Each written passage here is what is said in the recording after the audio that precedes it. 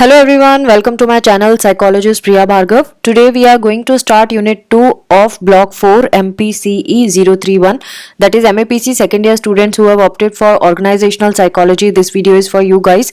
I have divided this unit into two parts, pink highlighted portion and blue highlighted portion. Part 1 will cover pink highlighted portion and the videos linked with these parts, you will get them in the description section, so kindly check the description section. Unit 2 is about organization behavior and management.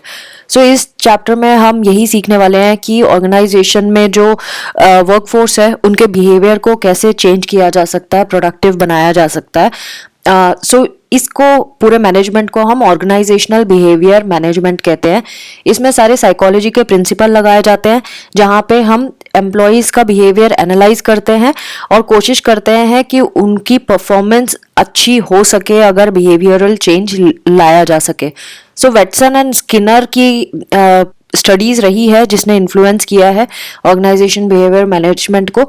And Skinner की जो behavioural principles हैं वो first starting point था जब हमने इस चीज़ को organisation में लगाना शुरू किया, वर्क प्लेस पे लगाना शुरू किया, science of behaviour. So behavioural management जो होता है ये वो स्टाइल है जहाँ पे हम ये देखते हैं इंटरेक्शन है वो किस तरह का है, पॉजिटिव है, प्लीजेंट है या नहीं है. और अगर नहीं है सो हम प्रमोट करते हैं कि उसको डिजायरेबल बिहेवियर में चेंज कर दिया जाए. कैसे करेंगे वो हम इस चैप्टर में सीखेंगे. और ये जो बिहेवियरल मैनेजमेंट है ये एक टूल है जो हमें हेल्प करेगा कि कैसे हमें, मतलब मैनेजर्स की बारे में बात कर रहे हैं क्योंकि मैनेजर्स की रिस्पॉन्सिबिलिटी होती है. तो ये एक ऐसा इफेक्टिव टूल है जो मैनेजर्स को हेल्प करेगा कि वो ऐसे बिहेवियर को प्रमोट करें और शेप दे जो मैनेजमेंट चाहती है, जिस तरह का behaviour. Next is organisation behaviour management. जब भी हम ऑर्गेनाइजेशन बिहेवियर की बात करते हैं और उसको मैनेज करने की बात करते हैं तो ये मैनेजर्स हैं जिनका काम होता है कुछ स्ट्रेटजीज और प्रोग्राम्स ऐसे बनाना वर्कफोर्स मोटिवेटेड फील करे और ऑर्गेनाइजेशन प्रोडक्टिविटी इम्प्रूव हो जाए. सो इसमें कुछ स्ट्रेटजीज और प्रोग्राम्स हैं जो हम कर सकते हैं, लेकिन उसमें हमें क्या चेंज करना है. बेसिकली हम चाहते हैं कि एम्प्लॉयज़ का एटीट्यूड, मोटिवेशन और बिहेवियर चेंज हो जाए सो दैट ज़्यादा प्रोडक्टिविटी हो.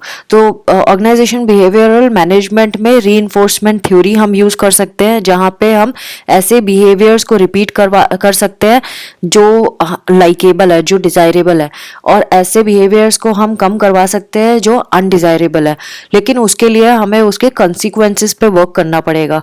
जैसे रीइंफोर्समेंट थ्योरी में हमने पढ़ा था कि जब आप डिजायरेबल बिहेवियर नोटिस करते हो तो उसको रीइंफोर्स किया जाए तो वो बार बार रिपीट होगा, और जो अनडिजायरेबल बिहेवियर है उसमें नेगेटिव रीइंफोर्समेंट किया जा सकता है सो दैट सिर्फ डिजायरेबल बिहेवियर वो बार बार करे. और पनिशमेंट भी एक तरीका है करने का. तो रीइंफोर्समेंट थ्योरिस्ट बोलते हैं अगर आपको कोई पर्टिकुलर परफॉर्मेंस चाहिए है, पर्टिकुलर बिहेवियर चाहिए परफॉर्मेंस में, तो डिजायरेबल कंसिक्वेंसेस आर एसेंशियल, वो देने ही पड़ेंगे जो उस पर्सन की नीड को सेटिस्फाई करता हो या जो नीड को सेटिस्फाई करने में बैरियर है उसको हटाता हो. अगर आपने ये काम कर दिया तो वो आपको डिजायरेबल बिहेवियर दिखाई देने लगेगा. जैसे फॉर एग्जांपल अगर उसकी नीड क्या होगी, ऑफ कोर्स प्रमोशन होगा तो पैसा भी बढ़ेगा. तो ये तो हो गया कि आपने उसकी नीड को सेटिस्फाई किया. बैरियर क्या होता है नीड सेटिस्फाई करने का? सपोज अब उसका जो टाइमिंग है वो ऐसा है कि वो परेशान हो रहा है, अब सुबह जल्दी नहीं उठ पा रहा या रात तक जग नहीं रहा, नाइट ड्यूटी नहीं कर पा रहा. तो अगर आपने फ्लैक्सी आवर्स दे दिए तो अब उसकी नीड सेटिस्फेक्शन हो रही है, वो काम पे सही से आ रहा है, काम करके भी दे रहा है और उसको टाइम कॉन्स्ट्रेंट नहीं है. सो ये कुछ एग्जाम्पल्स है जो आप वर्क प्लेस पे इम्प्लीमेंट कर सकते हो. नाउ सपोज अगर कोई चाहता है कि भाई हमें ये बिहेवियर नहीं चाहिए, we want to discourage this behaviour, so of course उसके जो कंसिक्वेंसेस होंगे वो अनडिजायरेबल होने चाहिए, राइट. जैसे कि सपोज उसकी नीड जो है उसको उसकी सेटिस्फैक्शन जिस तरह से होती है उसको आप फ्रस्ट्रेट करने लगो, आप वो चीज़ें हटा दो जिससे वो सेटिस्फाई फील करता है, ऑटोमेटिकली वो बिहेवियर रिड्यूस हो जाएगा. जैसे कि सपोज आपने उसका डिमोशन कर दिया या आपने उसका पेमेंट रोक लिया तो वो ऑटोमेटिकली वो बिहेवियर नहीं करेगा जो अनडिजायरेबल है. रीइंफोर्समेंट थ्योरी को अगर हम motivation content theories of motivation के साथ कंबाइन कर दे तो ये एक बहुत अच्छी अप्रोच होती है एम्प्लॉयज़ को कैसे हम मोटिवेट कर सकते हैं और निगेटिव जो आउटकम्स है वो हम रिड्यूस भी कर सकते हैं। अगेन हमने ये भी नोटिस किया है कि जो लोग होते हैं ना वो सर्टेन बिहेवियर तभी सीखते हैं, सर्टेन वे में बिहेव तभी करते हैं क्योंकि उन्होंने उस बिहेवियर को पहले भी अटेम्प्ट किया हुआ है और उनको पता है कि उस बिहेवियर को करने से उसका कॉन्सिक्वेंसेस क्या निकला होता है। तो जब उनको ये पता है कि इस बिहेवियर को करने से इसका कॉन्सिक्वेंस ये आता है तो वो बार बार उस बिहेवियर को करते हैं अगर उनको वो कॉन्सिक्वेंस चाहिए होता है। सो अगेन अगर हम इसको स्टिमुलस के साथ कपल कर दें तो हम बहुत सारी चीज़ें कर सकते हैं। जैसे इन्होंने एक एग्जांपल दिया है कि रवि को अगर प्रेज मिलता है उसके वर्क के लिए, ये उसके लिए प्लेजरेबल है क्योंकि उसको प्रेज मिल रहा है वर्क प्लेस पे, राइट। तो और वर्क हार्ड करेगा वो क्योंकि उसको मालूम है कि मैं हार्ड वर्क करूंगा तो मुझे और प्रेज मिलेगा, जितना काम करूंगा उतना ज़्यादा प्रेज मिलेगा। तो वो एक डिजायरेबल बिहेवियर में चेंज हो जाता है। जो ऑर्गेनाइजेशन बिहेवियर मैनेजमेंट है उसको OBMB कहते हैं शॉर्ट में, उसमें हम ऑपरेंट कंडीशनिंग थ्योरी भी लगा सकते हैं। ऑपरेंट कंडीशनिंग थ्योरी में क्या था कि स्टिमुलस रिस्पॉन्स कंसीक्वेंस, इस तरह से था सीक्वेंस, राइट। तो इसमें हम क्या कर रहे हैं, हमने एक स्टिमुलस दिया, उसका रिस्पॉन्स आया एंड देन उसका कंसीक्वेंस जो हुआ। सपोज कंपनी ने आपको हायर किया है और उन्होंने बोला जो भी आप काम करोगे उसके बदले हम आपको पेमेंट देंगे। सो यानी कि आप काम इसीलिए करने जा रहे हो ना क्योंकि आपको पेमेंट मिलेगा। सो आपको मालूम है कि कॉन्सिक्वेंस क्या होने वाला है, पेमेंट मिलने वाला है ना। सो वो आपके बिहेवियर को इन्फ्लुएंस करेगा, आप बार बार उसको करोगे। देन OBM में हम सोशल लर्निंग भी लगा सकते हैं, जैसे कि लोग एक दूसरे की कॉपी करते हैं। अगर वर्क प्लेस में किसी ने देखा कि यार मेरे कोवर्कर्स को इस चीज़ का कंसिक्वेंस ये हो रहा है, तो अगर वो कॉन्सिक्वेंस पॉजिटिव है या आपके नीड को सेटिस्फाई करता है तो आप भी वही सेम चीज़ कॉपी करोगे, आप भी वही करोगे क्योंकि आपको मालूम है मुझे भी मिलेगा अगर उसको मिल रहा है तो। और अगर आपने देखा कि उस वर्क प्लेस के उस एम्प्लॉय का कॉन्सिक्वेंस गलत हो गया, नेगेटिव है, तो आप उस बिहेवियर को बिल्कुल नहीं करोगे। तो मैनेजर्स इसको ट्रेनिंग में यूज़ कर सकते हैं एम्प्लॉयज़ की स्किल को इम्प्रूव करने के लिए, उनमें उस पर्टिकुलर प्रेफर्ड बिहेवियर को इंक्रीज करने के लिए इस तरह की टेक्निक को यूज़ कर सकते हैं और अनडिजायरेबल बिहेवियर को डिक्रीज करने के लिए कर सकते हैं। तो ये इमिटेशन कहते हैं, इमिटेट करना, कॉपी करना। सो ये सोशल लर्निंग की प्रिंसिपल को हम यहाँ देखते हैं। एक बहुत अच्छी स्ट्रेटेजी है ये, यानी अगर आपको कोई चीज़ अचीव करना है तो वो आप किसी का एग्जाम्पल करके शो कर सकते हो, इनअप्रोप्रिएट बिहेवियर को पनिश करके। BF स्किनर ये बिलीव करते थे कि लोग तभी सीखते हैं जब वो कोई पर्टिकुलर बिहेवियर करते हैं और उसके बदले उनको क्या मिलता है, रिवार्ड या पनिशमेंट। तो स्किनर का जो बिहेवियर था वो बेस था लर्निंग थ्योरी पे, जिसमें उसको हम यहाँ वर्क प्लेस पे भी यूज़ कर सकते हैं। वर्क प्लेस मैनेजर्स जो है ना, ये एक इंडिविजुअलाइज्ड रिवार्ड सिस्टम लगा सकते हैं जहाँ पे वो किसी भी बिहेवियर को मॉडिफाई करने में यूज़ कर सकते हैं। इसको बिहेवियरिज्म भी कहते हैं, ये हमने प्रीवियस वीडियो में भी पढ़ा था। जो स्किनर्स का लर्निंग थ्योरी है वो इसका थोड़ा उल्टा है, थोड़ा कंट्रास्ट करता है और कॉग्निटिव लर्निंग थ्योरी जो है उसके साथ भी हम इसको यूज़ कर सकते हैं। दोनों में एक ही लॉजिक है। जो कॉग्निटिव थ्योरिस्ट हैं वो ये बिलीव करते हैं जब ही कि जो लर्निंग आपको अगर करानी है ना तो कोई एक्टिविटी करके इंसान को सिखाया जा सकता है कि कोई पर्टिकुलर बिहेवियर कैसे होता है, या फिर कोई बिहेवियर हो रहा है और उसको वो ऑब्जर्व कर रहे हैं तो भी वो सीख जाते हैं। तो कॉग्निटिव थ्योरिस्ट का कहने का मतलब यही है, जो स्कूल में जिस तरह की टीचिंग होती है वो है उनका कहने का मतलब कि आप या तो करके बताओ या उनको दिखा के, पिक्चर में दिखा के बताओ, या जैसे आईज के थ्रू परसेप्शन हो रहा है या ईयर्स के थ्रू लिसनिंग हो रही है, इस तरह से वो सीखते हैं, लोग ऑब्जर्व करके सीखते हैं, ऐसा कहना है उनका। एल्बर्ट बैंडुरा जो है उन्होंने भी कंबाइन की थी behaviourism and cognitive learning theories को, और उन्होंने यही बोला था कि जो इंडिविजुअल्स है वो लर्न करते हैं ऑब्जर्व करके कि सामने वाले के बिहेवियर पे उसको रिवार्ड मिला कि पनिशमेंट मिली, और वो फिर उनके एक्सपीरियंस में वो चीज़ एड ऑन हो जाती है। सोशल लर्निंग थ्योरिस्ट ने और भी बहुत सारे चीज़ें बताई हैं, वैसे तो वो सेम ही बात कर रहे हैं, देख के सीखना या फिर मैनेजमेंट किस तरह से हैंडल करता है, सब वही रिपीट है। वैसे तो एम्प्लॉयज़ भी कब सीखते हैं, जब उन्हें मालूम है कि अगर वर्क प्लेस पे अप्रोप्रिएट लर्निंग कराने के लिए हम सोशल बिहेवियर को फॉलो करें तो हम देखते हैं कि किस तरह के बिहेवियर को क्या रेस्पॉन्स मिल रहा है, दूसरे एम्प्लॉयज़ किस तरह से काम कर रहे हैं, उनको क्या रेस्पॉन्स मिल रहा है। तो वर्कर्स को खुद से किसी चीज़ को परफॉर्म करके सीखने की ज़रूरत नहीं है, वो दूसरों को देख के भी सीख लेते हैं। सो जैसे एक एड्स जो टीवी में ऐड आते हैं, एडवर्टाइजमेंट आते हैं, उसमें भी आपने देखा होगा सेलिब्रिटीज़ को हायर किया जाता है, वो कोई पर्टिकुलर प्रोडक्ट को यूज़ करते हैं, तो अगर आप उनको एडमायर करते हो तो आप उसको कॉपी करते हो कि ठीक है मैं भी यूज़ करूँगा क्योंकि ये मेरे फेवरेट है, या करूँगी क्योंकि ये मेरे फेवरेट है ना। तो अगेन मैनेजर्स अगर कंसिस्टेंट रहें इस बिहेवियर में, इस सोशल बिहेवियर के लिए कि भाई एम्प्लॉयज़ को इस तरह से ये वाला बिहेवियर में अपडेट करना है, तो वो कर पाएंगे इस तरह की थ्योरीज को यूज़ करके। एंड जो भी इस चीज़ को अवॉइड करना पड़ेगा मैनेजर को कि वो ऐसा ना करे, पार्शियलिटी ना करें, कि फेवरेटिज्म ना करें वहाँ पे कि भाई हमारे पसंद के या हाई रैंक के जो है हम उन्हीं को ही स्पेशल ट्रीटमेंट देंगे और किसी को नहीं देंगे। अदरवाइज ये थ्योरीज फेल हो जाती हैं, इन थ्योरीज को आप इम्प्लीमेंट नहीं कर पाओगे। Manager has to be honest. तो ये मैनेजर्स की नाउ रिस्पॉन्सिबिलिटी बन जाती है कि वो किस तरह से इस थ्योरी को यूज़ करते हैं। अगेन अगर रोल मॉडल्स भी यूज़ करके हम इस को करा सकते हैं, मतलब बिहेवियर चेंज करा सकते हैं, अप्रोप्रिएट बिहेवियर ला सकते हैं एम्प्लॉयज़ में। कैसे? जैसे सपोज आपने किसी इंडिविजुअल को रिवार्ड किया या प्रेज किया पब्लिक सेटिंग में, तो वो जैसे स्टाफ मीटिंग में या कुछ ऐसे, तो वो जो बिहेवियर है वो सबको अगेन उसको क्योंकि प्रेज किया गया है तो उसकी तो इज्जत बढ़ गई, बाकी लोग भी उसकी कॉपी मारेंगे कि ठीक है इसको ऐसे अप्रिशिएशन होता, मेरा भी होगा, मैं भी अच्छा करूँगा। ऐसे ही जो इनअप्रोप्रिएट बिहेवियर है उसको भी पब्लिकली बताना ज़रूरी है, जैसे कि हैरेसमेंट करना।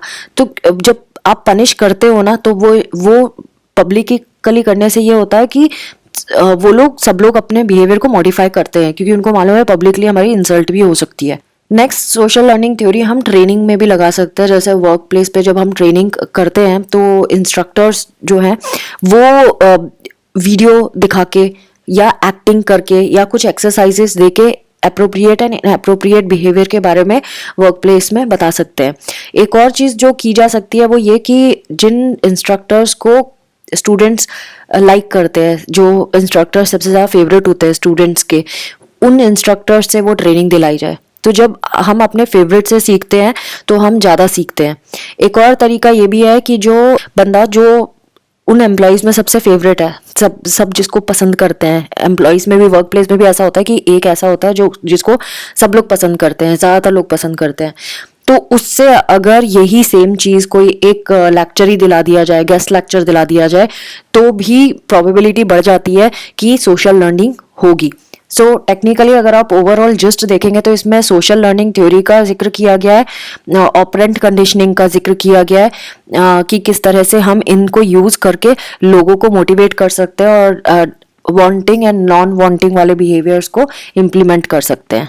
Organisational behaviour management outcomes. अब हम आउटकम्स की बात करेंगे। जो मैनेजर है ना, उसको ये समझना पड़ेगा कि एम्प्लॉय किस आउटकम को ज़्यादा वैल्यू देता है। और कभी कभी क्या होता है कि हम जो आउटकम डिसाइड करते हैं, मतलब मैनेजर जो आउटकम डिसाइड करता है वो बैकफायर भी हो सकता है, यानी कि हो सकता है कि वो आउटकम चाहिए ही नहीं है एम्प्लॉय को और आपने दे दिया, तो वो रिपीट नहीं करेगा सेम बिहेवियर, फ़ायदा क्या हुआ।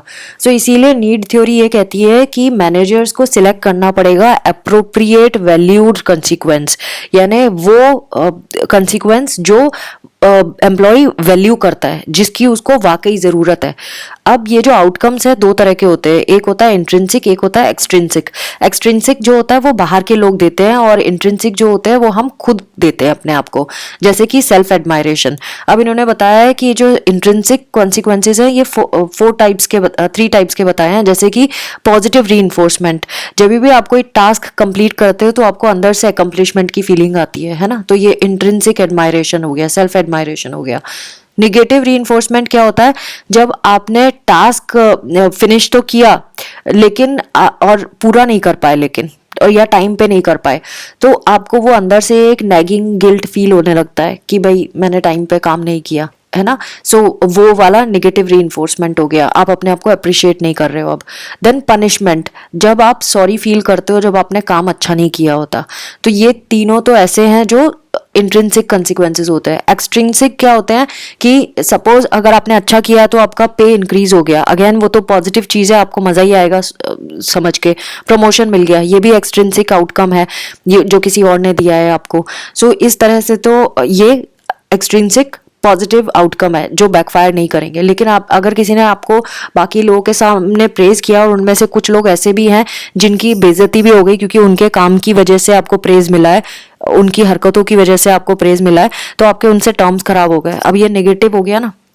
तो इसीलिए सोच समझ के देना बहुत ज़रूरी है, आउटकम क्या देना चाहते हैं, कंसिक्वेंसेस क्या होना चाहिए, वो मैनेजमेंट की रिस्पॉन्सिबिलिटी है। जो हाई लेवल पे एम्प्लॉयज़ परफॉर्म कर रहे हैं जैसे कि, सो उनको इंट्रिंसिक फीलिंग क्या आएगी कि हम एकम्प्लिशमेंट की, कि भैया ठीक है हमने अच्छा परफॉर्म किया है और हमें अप्रिसिएशन भी मिला है, और अगर उनको साथ में कैश भी मिल गया तो डबल फायदे, विन विन सिचुएशन है ना। तो एक्सट्रिंसिक भी कंसिक्वेंस अच्छा मिल गया उनको, आउटकम दोनों ही अच्छे हो गए, तब तक तो ठीक है। लेकिन अगर ये कॉन्ट्राडिक्ट कर गए तब मुश्किल हो जाएगी, तब मोटिवेशन नहीं रहेगी इंसान के अंदर, वो मोटिवेटेड फील नहीं करेगा। सो ओबीएम जो है उसको एक्सट्रिंसिक एंड इंट्रिंसिक कॉन्सिक्वेंसेस दोनों ही समझने पड़ेंगे देने से पहले। अगेन सेल्फ एडमायरेशन ऐसा है जो कंटिन्यूसली हमारे को मोटिवेट करता है और हम आगे बढ़ना चाहते हैं, और हमारे अंदर रैपिड लर्निंग भी होती है जब हमारे अंदर इंट्रिंसिक मोटिवेशन रहता है, जब हम सारे टाइम मोटिवेटेड फील करते रहते हैं, हम रिकॉग्नाइज करते हैं, एडमायर करते हैं, सेल्फ एडमायरेशन के फीलिंग होती है हमारे अंदर। सो हमारी लर्निंग भी फास्ट होती है, और अच्छा ये जल्दी हट भी जाती है अगर हम इस ऐसा एक्सपीरियंस करना बंद कर दें। अगेन एक्सट्रिंसिक रीइंफोर्समेंट जो होता है वो भी रिड्यूस कर सकता है हमारे इंट्रिंसिक रीइंफोर्समेंट को। कैसे? इंट्रिंसिक जो मोटिवेटिंग जॉब है वो कभी कभी हमारा फोकस शिफ्ट कर देता है। कैसे? एक्सट्रिंसिक रीइंफोर्समेंट जो होता है जब उसका फोकस शिफ्ट हो जाए, उसकी तरफ हमारा फोकस ज़्यादा हो जाए, तो हम इंट्रिंसिकली मोटिवेटेड फील नहीं करते। सपोज एक्सट्रिंसिक जो रीइंफोर्समेंट हमें मिल रहा है वो पैसा मिल रहा है, अब हमारे को वो जॉब नहीं पसंद है लेकिन हम इसलिए कर रहे हैं क्योंकि हमें पैसा मिल रहा है, पैसे की रिक्वायरमेंट है, हमारी नीड है, तो एक्सट्रिंसिकली तो हम रीइंफोर्स्ड हो रहे हैं लेकिन अंदर से हमें वो जॉब नहीं करना है, तो इंट्रिंसिकली हम मोटिवेटेड फील नहीं करेंगे, इंट्रिंसिकली हम सेल्फ रिवार्ड भी नहीं करेंगे क्योंकि हमारे मन का नहीं है, तो हम अच्छा परफॉर्म भी नहीं कर रहे हैं, लेकिन जस्ट हमें पैसा मिल रहा है इसलिए हम काम कर रहे हैं। तो इस तरह का होता है। नाउ बिहेवियरल शेपिंग इन ऑर्गेनाइजेशन बिहेवियर मैनेजमेंट। हम बिहेवियरल शेपिंग कैसे कर सकते हैं? शेपिंग का मतलब होता है कि हम किसी चीज़ को कंसिस्टेंट रखना चाहते हैं। सो कोई भी कॉम्प्लेक्स बिहेवियर को अगर हमें लर्निंग करवाना है, कोई ऐसा बिहेवियर है जो एकदम से नहीं सीखा जा सकता, तो हम उसे सक्सेसिव वे में लर्न करवाते हैं। सो शेपिंग ईजी भी हो जाती है। कैसे? सपोज कोई पर्सन ऐसा बिहेवियर शो करता है जो डिजायर्ड बिहेवियर से मिलता जुलता है, तो उसको हम करने देंगे एंड उसको रिवार्ड करेंगे। अब वो उससे मिलता जुलता सिमिलर बिहेवियर फिर से आगे फ्यूचर में शो करेगा और उसका हम वेट करेंगे कि कब वो फ्यूचर में वैसे ही सिमिलर बिहेवियर शो करता है।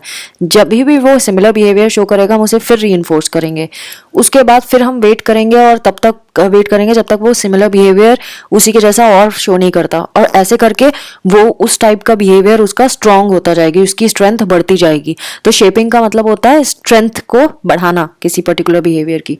तो ये रिपीटेडली चलता रहेगा कि सिमिलर बिहेवियर्स को हम रिवार्ड करते जाएंगे, रीइंफोर्स करते जाएंगे, और फिर एक लर्निंग हो जाएगी जो बहुत रैपिड होगी और डिजायर्ड बिहेवियर की लर्निंग हो जाएगी, और वही स्टेप है जो हमें चाहिए था।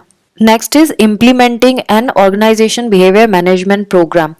अब ऑर्गेनाइजेशन बिहेवियर मैनेजमेंट प्रोग्राम को किस तरह से इम्प्लीमेंट करना है और क्यों करते हैं उसके बारे में हम समझेंगे। तो यहाँ पे इन्होंने बिहेवियर इंटरवेंशन प्लान्स, और इसको हम बिहेवियर मैनेजमेंट इंटरवेंशन भी कहते हैं, BIP और BMI। तो जब हम बहुत सारे इंटरवेंशन ऑलरेडी लगा चुके हैं एम्प्लॉय के ऊपर और फिर भी हम सक्सेसफुल नहीं हुए बिहेवियर चेंज करने के लिए, उनका बिहेवियर फिर भी चेंज नहीं हुआ, तो बिहेवियर प्लान्स हमें लगाने पड़ते हैं। ये जो प्लान्स के नेम है ये लगाने पड़ते हैं।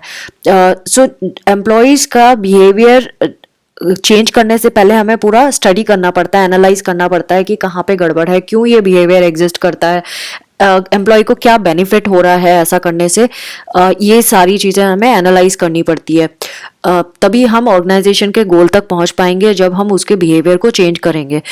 सो ये जो बिहेवियर प्लान्स होती हैं, इसका फंक्शनल बिहेवियर एनालिसिस कहते हैं इसको, जो हम लगाएंगे अभी और आइडेंटिफाई करेंगे कि क्या बिहेवियर है, किस वजह से ये पर्सन इस तरह से बिहेव करता है, और उसका जो बिहेवियर कर तो लिया उसने, हम ये तो समझ गए कि ये टारगेट बिहेवियर है जिसको हमें चेंज करना है, और ये बिहेवियर क्यों हो रहा है हम इसको भी समझने की कोशिश करते हैं एफबीए से। ये सारे टीम मेंबर्स के ऊपर भी लगाया जा सकता है, और जब हम लगाते हैं तो ऑर्गेनाइजेशन खुद भी लगा सकता है या फिर बाहर से किसी बिहेवियरिस्ट को भी बुला सकता है एफबीए लगाने के लिए। एफबीए क्या है? Functional behaviour assessment. सो ये जो इसकी रिपोर्ट होती है वो आने पर फिर हम डिस्कस करते हैं मीटिंग में कि क्यों ऐसा हुआ, रिव्यू करते हैं पूरी रिपोर्ट को, और फिर ऑर्गेनाइजेशन का ये प्लान पार्ट बन जाता है। तो ये पूरा पेपर वर्क होता है, पूरी पॉलिसीज क्रिएट की जाती हैं कि ऐसा कोई टेस्ट होना चाहिए कि नहीं। तो ये जो एफबीए है, फंक्शनल बिहेवियर असेसमेंट, ये एक अप्रोच है जिसका मेन फोकस यही होता है कि ये आइडेंटिफाई करता है वो फैक्टर्स जिन्होंने इस तरह का बिहेवियर इनिशिएट किया है। इस तरह का बिहेवियर मतलब वो बिहेवियर जो अनडिजायरेबल है, ऐसे बिहेवियर को इनिशिएट किया है और वो बिहेवियर सस्टेन हो रहा है, मतलब बार बार वो बिहेवियर रिपीट हो रहा है, और कैसे उसको एंड किया जा सकता है, ये सब हम एफबीए में करते हैं। अगर वो किसी तरह से बिहेव कर रहा है कोई एम्प्लॉई, है ना, कॉन्सिक्वेंस ने मोटिवेट किया है क्या इसको ये बिहेवियर करने के लिए, सो हम कॉन्सिक्वेंस पे फोकस नहीं करते, हम फोकस करते हैं सिर्फ बिहेवियर में। हमें सिर्फ अनडिजायरेबल बिहेवियर डिक्रीज करना है, और क्या अप्रोप्रिएट बिहेवियर है वो हमें सिखाना है। हमें इससे कोई मतलब नहीं है कि इनअप्रोप्रिएट बिहेवियर करने से उसको क्या मिल रहा है, इससे हमें कोई लेना देना नहीं है। तो जो एफबीए है वो यही काम कर रहा है। सो जो क्वेश्चन में बिहेवियर है उसको फिर हम आइडेंटिफाई करते हैं कुछ क्वेश्चनिंग करके। अच्छा, अभी दो चीजें आ जाती हैं, एक तो ये कि या तो बंदे में स्किल ही नहीं है, इसको बोलते हैं स्किल डेफिसिट होना, या फिर परफॉर्मेंस डेफिसिट है, उसको पता है लेकिन फिर भी वो ऐसे ही काम करता है ना। दो चीजें, एक तो इंसान को पता नहीं है, दूसरा ये एक उसको पता है लेकिन फिर भी वो वैसे ही बिहेव कर रहा है। सो जब उसको पता नहीं है तो हम बोलते हैं स्किल डेफिसिट होना, और दूसरा है कि उसको पता है लेकिन फिर भी वो वैसे ही कर रहा है, बिहेवियर शो कर रहा है, तो उसको बोलते हैं परफॉर्मेंस डेफिसिट। इन दोनों में से क्या है उसको आइडेंटिफाई करने के लिए कुछ क्वेश्चनियर हैं यहाँ एफबीए के, जो यहाँ पे इन्होंने दिए हैं, जिससे हम आइडेंटिफाई कर सकते हैं। जैसे कि ये जो क्वेश्चन अगर इसके आंसर नो आते हैं तो हम मानेंगे कि उसको स्किल डेफिसिट है। इसमें क्या क्वेश्चन है, जैसे कि does the individual understand the behavioural expectation for the situation, क्या उसको समझ में आ रहा है कि हम उससे क्या एक्सपेक्ट करते हैं, किस तरह का बिहेवियर एक्सपेक्ट करते हैं। फिर अगर वो बोलता है नो, उसको नहीं पता है, तो यानी कि skill deficit। फिर does the individual realize that he or she is engaging in unacceptable behavior and has the behavior simply become habit, और क्या उसको ये समझ में आ रहा है कि उसका जो बिहेवियर है वो जिस तरह का बिहेवियर करता है या करती है वो अनएक्सेप्टेबल बिहेवियर है, और क्या ये उसकी आदत पड़ गई है ऐसा करने की।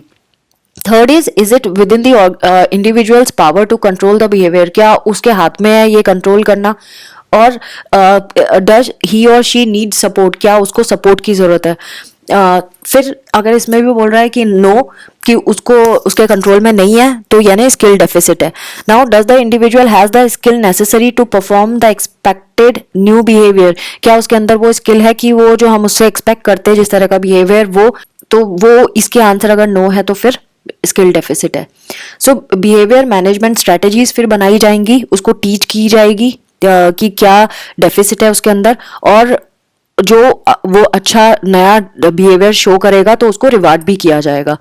अगर सपोज इंडिविजुअल में स्किल्स तो मौजूद है लेकिन फिर भी उसकी परफॉर्मेंस पे डिफेक्ट आ रहा है, वो सपोज मिस बिहेवियर है, सो यानी परफॉर्मेंस डेफिसिट है, सो उससे ये क्वेश्चन पूछे जाएंगे, is it possible that the individual is uncertain about the appropriateness of the behaviour, क्या वो श्योर नहीं है कि किस तरह का बिहेवियर होना चाहिए इस बारे में, क्या इंडिविजुअल कोई वैल्यू देखता है उसमें इन अप्रोप्रिएट बिहेवियर में, क्या उसका जो बिहेवियर है उसको रिवार्ड करता है, उसको रिवार्डिंग लगता है, या फिर क्या उसका जो बिहेवियर है वो कुछ सोशल या एनवायरमेंटल कंडीशन की वजह से आता है, क्या वो इंडिविजुअल कुछ लो इंटरेस्ट या किसी टास्क को डिमांड करने के लिए या जो डिमांड किया गया है टास्क उसको अवॉइड करने के लिए करता है, उसके इंटरेस्ट का काम नहीं है इसलिए वो ऐसा करता है। तो इस तरह के क्वेश्चन उससे पूछे जाएंगे। एंड देन रूल्स, रूटीन्स और एक्सपेक्टेशंस जो है इंडिविजुअल कंसीडर करता है इररेलेवेंट समझता है, मतलब उसको ऐसा लगता है रूल्स रेगुलेशंस का कोई लॉजिक ही नहीं है, कोई इज्जत नहीं देता।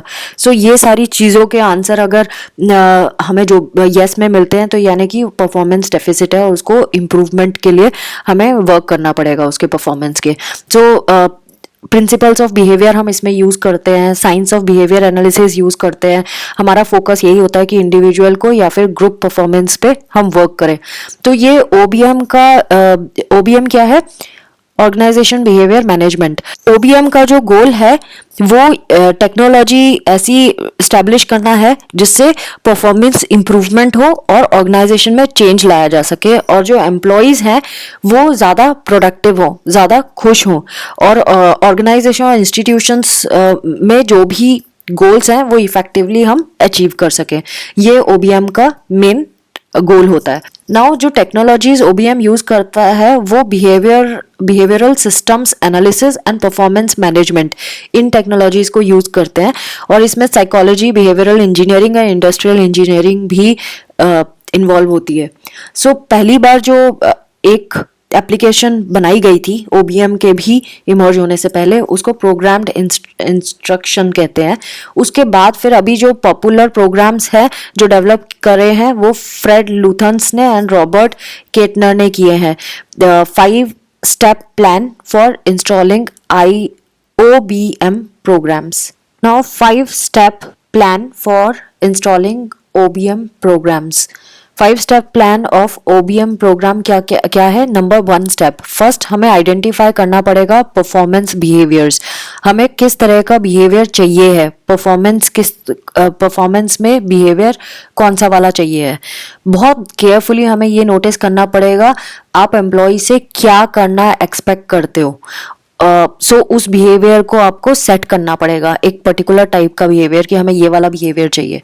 जब आपने आइडेंटिफाई कर लिया एग्जैक्टली क्या कौन सा बिहेवियर आपको चाहिए, सो आपको ये भी देखना पड़ेगा कि डिजायर्ड परफॉर्मेंस करने के लिए क्या एग्जैक्टली चाहिए, हमें क्या कंस्टिट्यूट करता है वो डिजायर्ड परफॉर्मेंस होने के लिए, क्या चीज़ें रिक्वायर्ड हैं सो दैट वो परफॉर्मेंस हो, वैसा बिहेवियर हो। फिर आपने जब ये आइडेंटिफाई कर लिया तो नेक्स्ट आपको आइडेंटिफाई करना होगा कि क्या चीज़ उसे रोक रही है होने से। जैसे कि सपोज आपने एक एम्प्लॉय से चाहते हैं कि वो स्टील टोड सेफ्टी शूज़ पहने, अब वो क्यों नहीं पहन के आ रहा है, हमें ये बिहेवियर चाहिए लेकिन वो नहीं कर रहा। अब वो क्यों नहीं कर रहा है, रीज़न हो सकता है कि लोग उसका मजाक उड़ाते हैं या उसको ठीक से फिट नहीं आती या वो अनकंफर्टेबल फील करता है, कोई तो फैक्टर होगा ना। तो कौन रोक रहा है वो हमें चेक करना पड़ेगा। फिर इसमें की क्या होगी, हम जब उसको बिहेवियर करने के लिए बोलेंगे तो हम काउंट करेंगे। It should be countable, desired behaviour should be countable. आप काउंट करोगे इनिशियली वो कितनी बार वो बिहेवियर डिस्प्ले कर रहा है और कितनी उसको काउंट करना पड़ेगा, आपको डिस्प्ले कर रहा है और दूसरा काउंटेबल होना चाहिए, उसकी फ्रीक्वेंसी कितनी है। फर्स्ट स्टेप में हमने देखा था कि क्या डिजायर्ड बिहेवियर है और डिजायर्ड बिहेवियर को होने से कौन रोकता है। दूसरे स्टेप में हम ये डिटरमाइन करेंगे बेस रेट क्या है। बेस रेट मतलब इनिशियल रेट कितना है, वो कितनी बार वो बिहेवियर परफॉर्म करता है, कितना ऑफन, कितनी फ्रीक्वेंसी में वो परफॉर्म करता है। सपोज फॉर एग्जांपल दिन में 2 बार आपने नोटिस किया उसको पहने हुए, 2 हफ्ते तक नोटिस किया और उसको रिकॉर्ड कर लिया, दैट इज कॉल्ड सैम्पलिंग, कि आपने सैम्पलिंग की है कि वो कितनी टाइम्स कर रहा है ये काम।